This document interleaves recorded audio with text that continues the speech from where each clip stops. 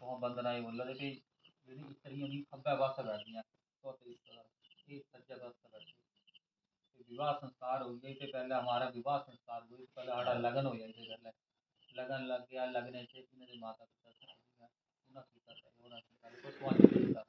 संकल्प करके देता तो जो उसके बाद फेरे भी हुए फेरे के बाद फिर ये जो अपना पति नहीं बनना बोले कहाँ बैठना कि सत शर्त मन गई सत शर्त नहीं लगना सत शर्त क्या ना तो पहली शर्त बोला रे हरिओम प्रथमे एक निषेध विष्णु नियंतु पहली शर्त नहीं होती है हरिओम धन धान्यमः मिष्ठान व्यजनस्य यत् गृहे मध्य कर्तव्यं तथा करोम्यमः पहली शर्त बोला जी भाई इसे पहले ना इन्हें जियां माता पिता इन्हें कोई चीज चाहिए होंगी कोई खाने की चीज वस्त्र वगैरह ते इन्हें माता पिता जियां माता और दिंदे हे इसके बाद विवाह के बाद थोड़े नाल चली जाना थोड़े नाल उत्थे चली जाना तो उसके बाद जेह्ड़ी इन्हां दियां जरूरतां होनियां तो तुहानू पूरा करना पौनियां तो बोले जितना भी घर में धन धान्य मधुर पदार्थ भोजन आदि ये थोड़े घर जाना तो रोटी बनानी भोजन बनाने के लिए अन्न की जरूरत होनी है थोड़ा आ रहा है हिंदी में बोलो अच्छा आप हिंदी में बोलो मैं ये कह रहा हूँ ठीक है ये बोले थोड़े शब्द ठीक है चलो घर में जितना भी धन धान्य मधुर पदार्थ और विविध आदि भोजन आदि की वस्तुएं जो कोई भी आप लाएं वो सब मुझे अर्पण करनी होगी और मेरा मान रखने के लिए कुछ धन बाहर से भी जो आपको मिले वो आपको लाकर मुझे देना होगा और बिना किसी विशेष कारण से आप कहीं बाहर शयन नहीं करना और ना ही भोजन करना यदि आप ये शर्त मेरी मानते हैं तो मैं आपको पहली अगर मंदिर तक मिटाई मानता हूँ दूसरी शर्त गृहे कर्माणि सर्वाणि यथा कार्याणि सर्वथा दासेतर बंधु भोजनानि हि माजरे स्वचतुर ज्येष्ठानामाज्ञाः पितानु भविष्याति त्वः स्वयं कर्तव्यं पालनमः दूसरे पाद में शर्त में कन्या कहती है मैं घर के सब कार्य करूंगी दासी की भांति रहूंगी मीठा बोलूंगी सास ससुर ज्येष्ठ ननद आदि की आज्ञा का भी पालन करूंगी लेकिन हे स्वामी आपको स्मरण रहे कि आपको ही मेरा पालन करना होगा जो कोई मुझे यथा संभव जिस वस्तु की आवश्यकता होगी वो आपको ला कर देनी होगी तीसरे शर्त में फिर कन्या कहती है कि पालिता स दुखेन माता पिता बंधु तैरेव दासी ललितम हस्ते गृहाणी सनिधो पुरोहितम गुरुवाग्यः समागमे जाता गोत्रम कुलम सुखेन जीवन्तु परंतु बलम न ममः त्वयि नाथवती चास्मि कर्तव्यम पालन ममः तीसरे शर्त में कन्या कहती है कि मुझे मेरे माता पिता ने बड़े कष्टों से पाला है और उन्होंने अग्नि के समुख पुरोहित पंडित गुरु और अन्य सगे संबंधियों के सामने मुझे संकल्प करके आपको दे दिया मेरी जाति कुल गोत्र सभी बदल गए हैं और सभी मेरे संबंधी सुख से रहें मेरे में कोई बल नहीं है यानी मेरे में कोई बल नहीं है आप ही मेरे बल होगे जब कभी भी मुझे आपकी जरूरत होगी आवश्यकता होगी आपको मेरा साथ देना होगा और मेरा पालन आपको ही करना होगा अगर इस चौथी शर्त कन्या बोला जी कन्या सुख दुखानी सर्वाणी जाना तो यह सह तो ही प्रसन्न मुखी रुष्टे प्रिय वादनी भवंता सुखमट्टी गोरी व्रतम तत्पर भविष्यादि तो ही स्वामिन कर्तव्य पालन मम चौथी शर्त में कन्या कहती है कि मैं आपके साथ विवाह के बाद आपके साथ रहते हुए सभी सुख और दुख सहन करूंगी हमारे जीवन में सुख भी आएंगे सुख में सुख सहन करूंगी अगर दुख आया तो दुख में दुख ग्रहण करूंगी दुख सहन करूंगी और आपके क्रोध करने पर मधुर वचन बोलूंगी और आपकी सुख की कामना के लिए गौरी तृतीया का व्रत करूंगी लेकिन आपको भी मेरा मान सम्मान रखना होगा जिस वस्तु की मुझे आवश्यकता होगी जब मुझे आपकी आवश्यकता होगी तो आपको मेरा साथ देना होगा। अगर इसे मान लो।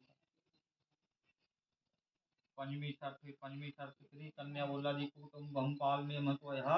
योगने वर्धिके यथा विच्छामि स्वामिनः तद्धेत सदा मम कोपे नाको कार्यं तदे प्रार्थना मम एदम यदि प्रमाणम वामांगम समाध्यम। पांचवें शर्त में कन्या कहती कि आपकी युवावस्था से वृद्धावस्था तक आपको मेरा पालन करना होगा। जब तक हम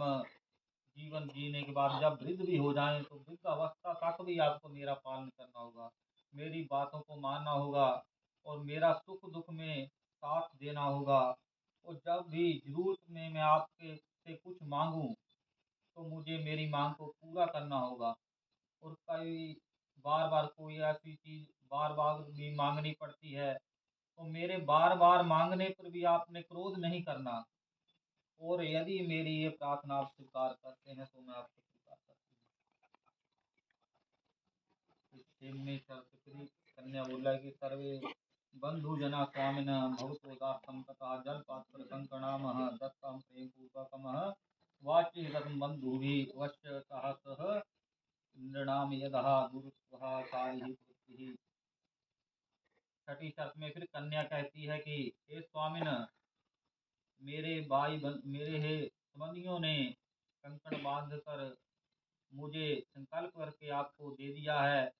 और उन्होंने प्रेम पूर्वक जल पात्र द्वारा जो मेरा दान किया है, मेरा दान आपको कर दिया है। और जब मैं आपके साथ आपके घर में जाऊंगी तो आपने मुझसे ये नहीं कहना कि मेरे आपके माता पिता ने मुझसे किया आपको क्या दिया, क्योंकि इतना बड़ा दान अपनी पुत्री का दान उन्होंने आपको दे दिया है। लेकिन आपने कभी उनको धिक्कार नहीं कि आपके माता पिता ने मुझे क्या दिया है, ऐसी मांग नहीं करनी।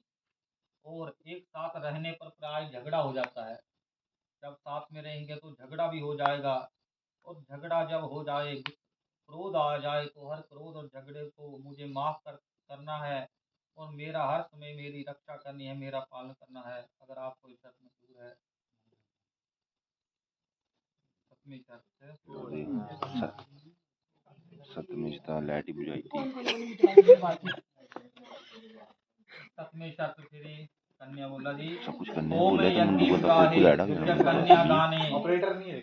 मेखे व्रते आंचल ग्रंथि मादाय भवतां वाम भाग्य संस्थिता अर्ध पुण्यम गृहीत्वा नत्व पाप भागनि अर्ध पापम मैं तो नट प्रवक्ष्यामि जाना हुई चाकरण्य नित्वः। सातवें शर्त में बोला था मैं नटिया। सातवें शर्त में फिर कन्या कहती है वंदना जी आपसे कहती कि विवाह के बाद जब मैं आपके साथ वहां रहूंगी तो आप अपने घर में जब कोई भी पुण्य कार्य करेंगे, जो पुण्य व्रत करेंगे, हवन करेंगे, यज्ञ करेंगे, कोई दान करेंगे तो हर एक यज्ञ दान में आपके साथ बाएं अंग में बैठूंगी और वाम अंग में बैठकर आपका आधा पुण्य जो आप कोई भी दान पुण्य यज्ञ करेंगे तो उसका आधा पुण्य मैं आपको आपसे ग्रहण करूंगी। और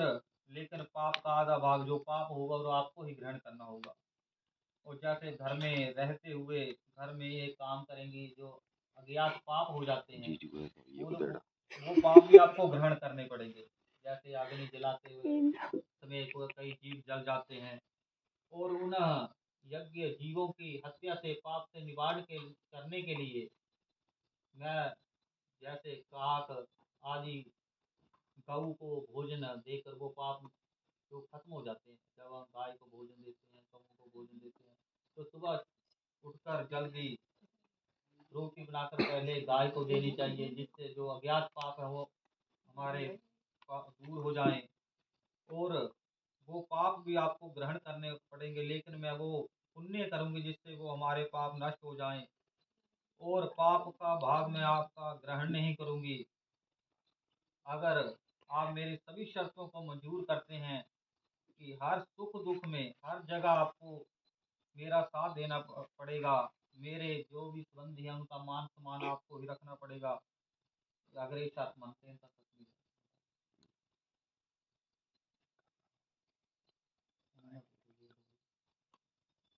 ਉਹਨਾਂ ਹੀ ਨਹੀਂ ਸੱਤ ਸ਼ਰਤਾਂ ਤੁਹਾਡੀਆਂ ਨਾ ਤੇ ਮੰਨੀ ਨੂੰ ਇੱਕ ਸ਼ਰਤ ਤੁਹਾਡੀ ਜੇ ਨਹੀਂ एक शर्त ਤੁਹਾਡੀ ਜੇ ਇੱਕ ਸ਼ਰਤ ਬੋਲੋ ਕਿ ਮੈਂ ਸਭ ਸ਼ਰਤਾਂ ਮੰਨ ਲੀਆਂ ਹੁਣ ਮੇਰੀ ਵੀ ਇੱਕ ਸ਼ਰਤ ਹੈ ਕਿੰਨੂ ਮੰਨਣਾ ਕਿਉਂ ਪਊਗਾ बढ़ के सत्ता जी ਹੁਣ ਪੁਨੀਤ ਜੀ ਤੁਹਾਡੇ ਸ਼ਰਤ ਕਿਆ ਹੈ ਬੋਲਾ ਦੇ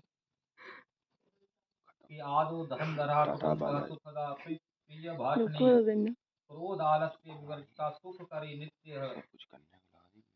सर्व गुण भूषा पाल्या भुत्री मम ध्यान मध्यपान चितम सदा मध्यपाल्यम पतिव्रता धर्म परायणम सर्विदम प्रयतनम तस्माद त्वम विश्वदा वाम भागनी गामिनी। तो ये पुनीत जी कह रहे हैं कि आपसे कि आपको जब आप इनके घर जाए चली जाएंगी तो आपको सत्य बोलना पड़ेगा, झूठ नहीं बोलना, सत्य बोलना, प्रिय भाषण मधुर बोलना, क्रोध नहीं करना, आलस्य रहित होकर मेरे वचनों को मानना और मेरे माता पिता जो बहन ननंद आदि का भी सत्कार करना। और कभी मैं बाहर चला जाऊं तो अनावश्यक आपने मुझे मैं कभी अपने साथियों के साथ बाहर बीच में कभी या बाहर गया बाहर होऊंगा तो आपने वहां नहीं आना, मेरे मित्रों के बीच आपने नहीं आना और बिना कारण कहीं नहीं जाना, बिना पूछे बिना के आगे से कहीं नहीं जाना, जहां भी जाना कोई कार्य करना तो इनसे पूछकर ही करना और व्यर्थ किसी के साथ हंसना, घर के भीतर ही मेरे साथ सुख दुख भोगते हुए अगर मेरे वचनों का पालन करोगी तो मैं भी आपके वचनों का सभी वचनों का पालन करूंगा। अगर आप भी इनके वचनों का पालन करोगे तो सुख दुख में कहते हैं कि मैं भी आपका साथ दूंगा, तो हर समय सुख दुख में आपके साथ रहूंगा। अगले वचन में सेंटर जाने ये वाली हाँ